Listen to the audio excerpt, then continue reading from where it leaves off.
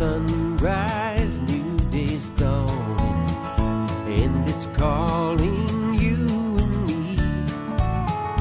Where the mighty Mississippi flows by Memphis, Tennessee. We've got woodlands, fields, and water. Hey, there is no better way. You can find out all about it on Outdoors with Larry Ray. Make some time, take the family, ask a friend, but don't delay. Listen up and learn about it all. Outdoors with Larry Ray. Listen up and learn about it all. Outdoors with Larry Ray. Good Saturday morning and welcome to another edition of the award-winning Outdoors with Larry Ray. Brought to you proudly by Sportsman's Warehouse, the Tennessee Wildlife Resources Agency, and Avery Superstore. Now, here's your host, Larry Ray. Hey, good Saturday morning. Welcome to Outdoors with Larry Ray on this last Saturday in September, opening day of the archery season for all you bow hunters out there. And, yes, the forecast is hot, hot, hot. My gosh, I was up at Chickasaw State Park earlier in the week, and it's crunch time. You know why that means? That everything you step is a crunch. Absolutely. So you got to be careful out there. I know all of y'all get out in the woods there. Because Ron is ready to get that. And this being the fourth Saturday, you heard those two voices, both of them familiar to Outdoors with Larry Ray, and that's our good friend this is Botus Wong, as we call it, BW. Ron Wong. Good morning, everybody. In between stops, and we'll talk about that as we go on. Ron is so busy, but and then, of course, Bill Cooksey. He is the Sportsman's Outreach Coordinator for Vanishing Paradise, which I spelled wrong in the notes, so don't worry about that. That's all right. Nobody but you's reading it. Yeah, I just now read it now. Just got that. But good morning, Bill. Good morning, everyone. And I appreciate Bill filling in along with Dave Gabbard and Gene Smith while I was in Montana, which I just discovered a couple of days ago that the first blizzard of the year is already where I was just 2 weeks ago. And, of course, Ron was helping out on that show also, interviewing the young man from Bethel, Cody Huff. Cody Huff, yeah. And I appreciate going to the Bassmaster Classic, and he's a great kid. It's a great I've had interview. the opportunity to meet him and his mom, and they are just fantastic people. He's a fantastic fisherman. He's going to get a chance to really. He's going to do well. You know, he follows in the footsteps of John Garrett, yes. who we've had here, that came out of Bethel, that went to the Classic also, and so. You know, they really, really have some time. They crank them out, don't they? Yeah, they really do. And, you know, there's so much going on. I'm glad it's hunting season. Oh, you're ready for it, I know. And this man here sitting next to me, he kind of teased me a little bit earlier in the week when he sent me, look what I've been doing. All you people just think that Bill is part of Vanishing Paradise and he just vanishes.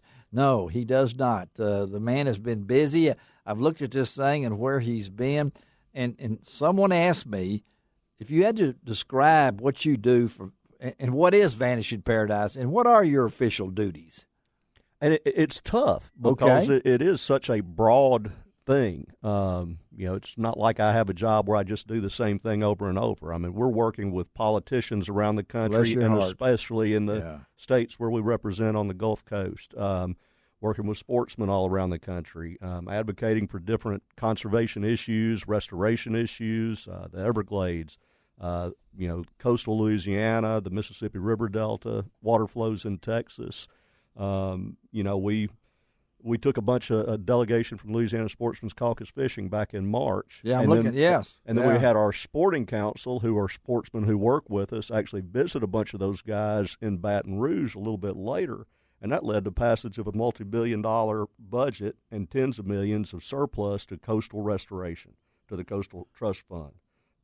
So the Vanishing Paradise How would you describe that? What is Vanishing Paradise? I know what it is, but my listeners we're may a not. program of the National Wildlife Federation. Of course, I noticed we're going to have Mike Butler from Tennessee Yes, Wildlife we are. Federation Yes, on later, and we have affiliates all around the country, but we're the national organization.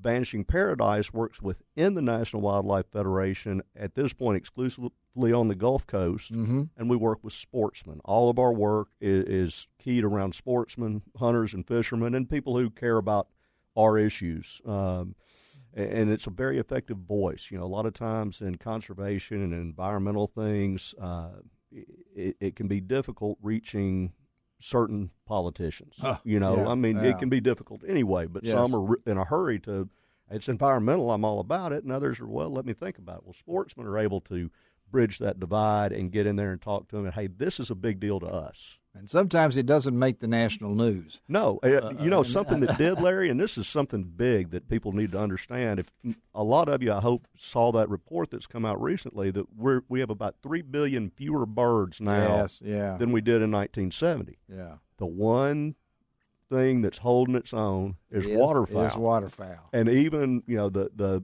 Washington Post and National Public Radio and some of the other more usually not hunter-friendly outlets had said it's because of hunters demanding conservation on waterfowl. That's the reason waterfowl populations are stable while almost all other bird species are declining rapidly.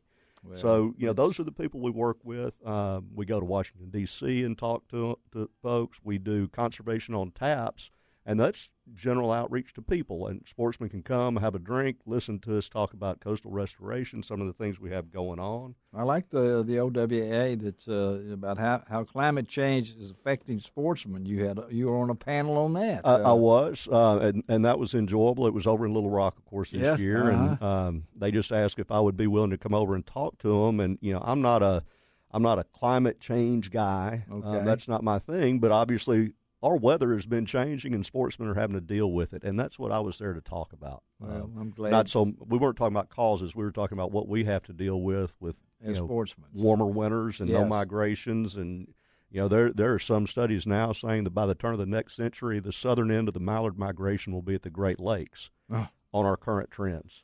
Well, Bill stays busy, and I appreciate him filling in here as he does every fourth Saturday, and I know that no one's busier than Ron Wong because of, and I'm looking forward to it. Ron is set up for our last segment with Thatcher Wiemeyer.